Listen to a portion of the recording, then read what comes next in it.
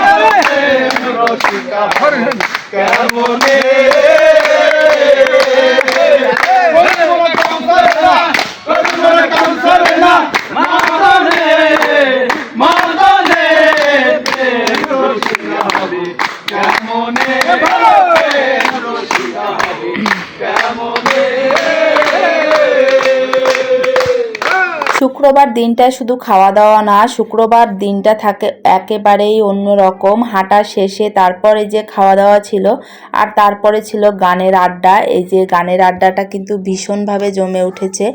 আর এটা কিন্তু অন্যদিন সম্ভব হয় না, কারণ সবাই কর্মব্যস্ততায় চলে যায় যে যার যার কাজে। এজন্য কিন্তু সবাই 7টার ভিতর বাসার দিকে রওনা করে দেয়। আর শুক্রবারে তেমন কোনো টাইম থাকে না, কারোরই কাজের চাপ থাকে না, সবারই ছুটি থাকে। এই কারণে কিন্তু আর কোনো সমস্যা হয় না। খাওয়া দাওয়া শেষ করে এই যে অনেকগুলা চিড়া বেঁচে গিয়েছিল, সেইগুলা হলো পুকুরে মাছকে দিয়ে দিলাম। আর তারপর কিন্তু সবাই সবার মতন করে আড্ডা শেষ করে বাসায় চলে আসলাম। তা শেষ করার আগে আরও একটা গান তোমরা শুনে নাও। আর ভিডিওটা আজকে কেমন লেগেছে অবশ্যই কমেন্ট বক্সে জানিয়ে যেও। টাটা।